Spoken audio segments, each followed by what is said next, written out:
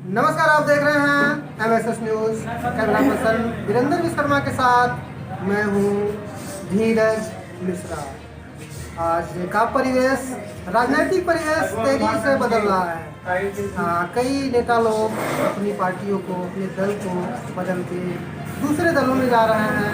आखिर ये मानसिकता क्या है, इन लोगों की सोच क्या है, इस बारे में आज हम एक साक्षात्कार करते हैं भाई मनोज कुशवाहा जी के, जिन्हें मधुपुर इलाके में एक युवा नेता के रूप में माना जाता है। और कुछ दिन पहले आप मुलायम सिंह यादव जी के पार्टी, अखिलेश यादव जी की पार्टी यानी समाजवादी पार्टी में रह के लोगों की सेवा कर रहे थे। अभी कुछ दिन पहले ही एक सूचना प्राप्त हुई कि मनोज जी बसपा की सदस्यता ग्रहण कर ली है। आइए लेते हैं कुछ खास जानकारी भाई मनोज जी से कि आखिर क्या परेशानी थी, क्यों ये सपा को छोड़ के बसपा में गए। जी मनोज जी। सर्वप्रथम सभी लोगों को जय हिंद। देखिए, राजनीति जनता की समस्याओं को देखते हुए हमेशा करनी चाहिए। राजनीति जनता की सेवा के लिए ही की जाती है। हम जब समाजवादी पार्टी में मुलायम सिंह यादव जी ब्रिगेड के जिला अध्यक्ष थे, हमारी सरकार थी, उस समय हमारे न्याय पंचायत बड़बंतरा को कर्मा ब्लॉक में शामिल किया गया। चूँकि भौगोलिक दृष्टिकोण से हम लोगों के लिए गलत है, हम लोगों के लिए दूर है। यहाँ की आम जनता को साधन, जिसके पास निर्दिष्ट निजी साधन नहीं, उसको जाने में परेशानी है। और इससे पूर्व जब हम लोग रावटगंज ब्लॉक में थे तो हम लोगों को बड़ी सुविधा थी, आसानी थी। हम अपने ब्लॉक के 18-19 किलोमीटर नज़दीक हैं, अब हम 22-23 किलोमीटर 25 किलोमीटर दूर चले गए। और चूँकि रूट पर नहीं है, हम रूट पर थे। उस समय जब कर्मा ब्लॉक बनाया जा रहा था तो हमारे न्याय पंचायत को बड़बंतरा को रावटगंज ब्लॉक से कर्मा ब्लॉक में लाया गया। उसका मैंने उस समय भी विरोध किया। देखिए, हम ये नहीं है कि अगर हम जिस दल में हैं और हमारे दल में के नेता हमारी समस्याओं को अनदेखी करेंगे तो हम उनकी बात नहीं। तो उस समय भी मैंने विरोध किया था और हम लोगों ने एक सर्वदलीय संघर्ष समिति बनाई थी, जिसके अध्यक्ष माननीय अरुण कुमार राय जी थे। और हम लोग उस संघर्ष समिति के माध्यम से हम लोगों ने उस समय डीएम को, राज्यपाल को ज्ञापन दिया, जिसका प्रमाण भी मेरे पास है। और फिलहाल वह कार्रवाई बीच में स्थगित हो गई, रुक गई। उस पर काम फिर बीच में हम लोग डीएम साहब से मिले भी तो उन्होंने कहा कि काम इस समय इसका बंद हो गया है। अब तो हम लोगों का ध्यान उधर से हट गया, क्योंकि जब नया ब्लॉक नहीं बनना हुआ, रुक गया, तो हम लोगों का ध्यान उधर से हट गया।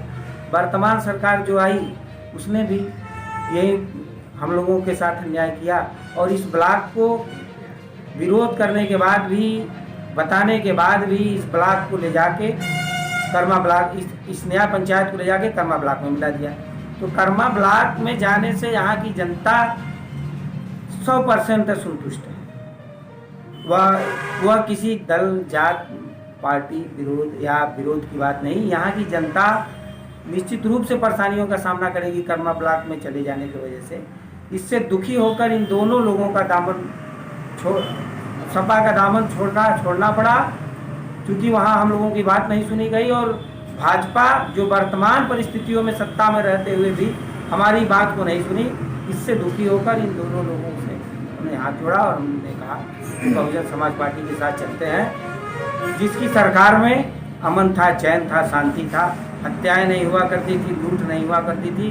व्यापारी 10 रुपया कमाता था तो शाम को सुरक्षित पैसा लेके घर जाने का भरोसा रखता था कि हम कमाए हैं तो अपने बच्चों तक लेके पहुंच जाएंगे।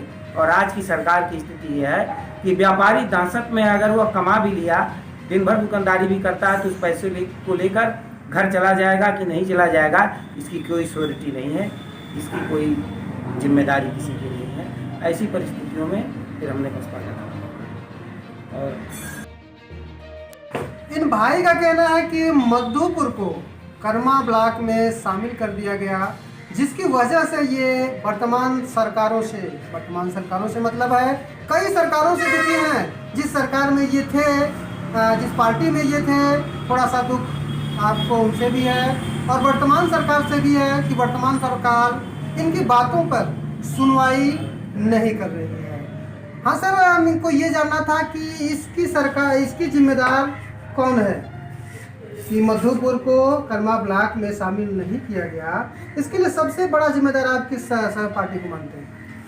एक पार्टी को आप नहीं कह सकते, क्योंकि दोनों पार्टियों का भाई प्रस्ताव समाजवादी पार्टी ने लाया और लागू किया और पारित कर दिया आज की वर्तमान सरकार भाजपा सरकार।